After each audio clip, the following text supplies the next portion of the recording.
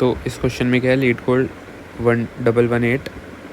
Input में हमारे पास एक इंटीजर होगा, सिंपल नंबर, और हमें आंसर में क्या देना है, 2D वेक्टर, एक वेक्टर जिसके अंदर वेक्टर होंगे और उनके अंदर इंटीजर्स होगा।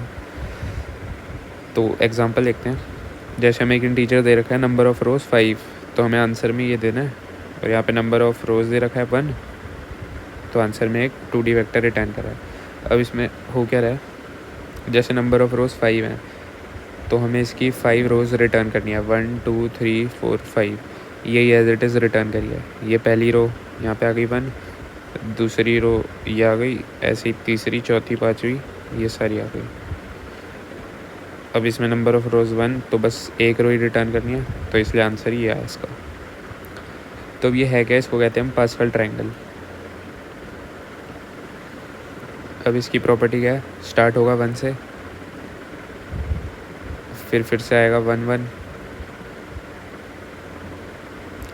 मतलब जो हर एलिमेंट है ना वो अपने पीछे उसका सम होता है। अब यहाँ पे 1 है, फिर यहाँ पे फिर से 1। अच्छा, इसमें ये बात तो होती है कि जो बाउंड्री पे हमेशा 1 1 आएगा, इसलिए ये पहले बात तो ट्रायंगल है, तो बाउंड्री पे 1। अब ये तो 1 है ही, ये भी 1 है। अब यहाँ पे क्या आएगा, तो जो ऊपर है ना दो, उनका सम। तो अब ये दो एलिमेंट कैसे है, इनके ऊपर जो दो हैं उनका सम कर दिया। ये एलिमेंट कैसे है, इनके ऊपर जो है उनका सम कर दिया। तो यही होता है पास्कल ट्रायंगल। तो इसका कोड कैसे लिखेंगे हम, पहले तो इसको हमें ये तो पता चल रहा है मैट्रिक्स में बनाते हैं इसको, है ना, ट्रायंगल क्या। अब इसको एक मैट्रिक्स फॉर्म में कैसे रिप्रेजेंट करेंगे, तो बनाते हैं इसको फटाफट। नंबर ऑफ़ रोज़ हमें इनपुट में दे रखी होगी, तो एक 5 रो का 2D वेक्टर बना देते हैं। 5 रो डालते हैं इसमें, 1 2 3 4, 5 रो हुई ना, 1 2 3 4 5। अब कॉलम्स कितने होंगे, तो वो हम ऑब्जर्व करते हैं। जैसे अब ज़ीरो बेस्ड इंडेक्सिंग है, तो ये 0th row, first row, second row, third row, fourth row. तो 0 में एक कॉलम है, 1 में 2 है, 2 में 3 है, 3 में 4 है, 4 में 5 है, मतलब एक ज़्यादा है। तो अब 0 है ना, तो इसमें कितने एलिमेंट होंगे, एक ही, और ये तो 1 ही होगा, ये 0th रो है। फिर फर्स्ट रो आएगी, सेकंड आएगी, थर्ड आएगी, फोर्थ आएगी। अब फर्स्ट में कितने होंगे, 2 एलिमेंट होंगे, तो 1 और 2, और इसको भी मिटाते जाता हूँ ताकि ट्रायंगल बनता जाए। मिटा दी इसके यहाँ से, ऐसे मिटा दिया, यहाँ पे भी आगे का मिटा दिया। तो इसमें भी फर्स्ट एलिमेंट और लास्ट एलिमेंट तो बन ही रहेगा। 0th रो फिल हो गई, फर्स्ट रो हो गई। अब सेकंड में कितने एलिमेंट्स होंगे, 3। तो एक काम करते हैं, पूरी लंबी लाइन यहाँ तक खींच दी, यहाँ तक खींच दी, अब एक की यहाँ खींचता हूँ, इसमें 3 होंगे। तो अरे फर्स्ट एलिमेंट और लास्ट एलिमेंट बनेगा। अब हमें इस एलिमेंट को भरना है ना, तो कैसे भरेंगे, जो इसके ऊपर वाला है और एक इससे पिछला वाला, मतलब ऊपर वाली रो में जाएंगे जो सेम कॉलम पे, और एक पिछले वाले कॉलम में, दोनों को प्लस करेंगे और 2 आ गया यहाँ पे। अब ऐसे यहाँ पे 3 है, तो यहाँ पे कितने एलिमेंट्स होंगे, 4। और इसको मिटा देता हूँ, थोड़ा अच्छा लगेगा, ऐसे ट्रायंगल बन गया ना एक तरह का। ये इसको भी यहाँ से मिटा देते हैं, तो फर्स्ट और लास्ट तो 1 ही होगा। अब ये कैसे आएगा, इसके ऊपर वाला और पिछला वाला का प्लस, तो 3। ये कैसे आएगा, ऊपर और डायगनल, तो 3।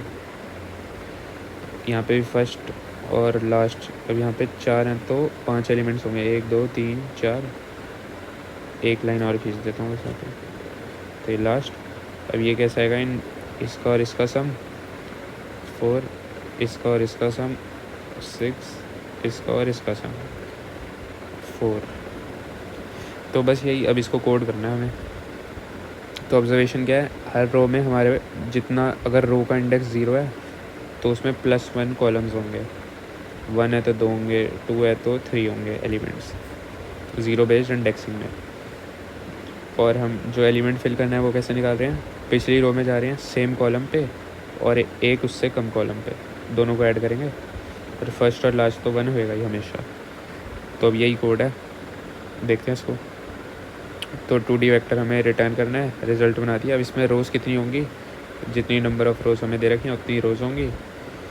बढ़िया। अब कॉलम हम आगे देखते हैं। तो लूप चलाएंगे 0 से लेकर नंबर ऑफ़ रोज़ तक, और रिज़ल्ट ऑफ आई में हम क्या डालेंगे, मतलब जैसे ये डायनेमिकली डाल रहे हैं। अब रिज़ल्ट ऑफ 0 में वेक्टर ही डलेगा, पर अब उसका साइज़ क्या होगा, वेक्टर होगा जिसमें इंटीजर होंगे, लेकिन उसका साइज़ क्या होगा, उसमें कितने वो होंगे कॉलम्स, i+1। ये देख लिया ना हमने, i+1, और अभी इनिशियलाइज़ कर दिया सबको 1 से, क्योंकि हम उसको बाद में ओवरराइड कर ही देंगे। और 1 से इनिशियलाइज़ का ये भी फ़ायदा है कि फर्स्ट और लास्ट की हमें टेंशन नहीं लेनी, वो 1 ही रहेंगे। तो इसलिए एक लूप भी चला देते हैं, j=1 से चलाएंगे, क्योंकि जो फर्स्ट वाला है 0th वाला, यहाँ पे दिखाता हूँ ना, जो ये फर्स्ट वाला है और लास्ट वाला है हर वेक्टर का, वो 1 ही रहेगा।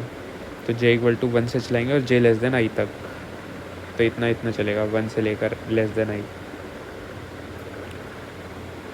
रिज़ल्ट ऑफ आई जे हमें फिल करना है, तो वो कैसे फिल करेंगे, पिछली रो में जाएंगे, सेम कॉलम, पिछली रो में एक कम वाला, इधर लेफ़्ट वाले में, बस रिटर्न कर देंगे रिज़ल्ट। तो यही था क्वेश्चन में।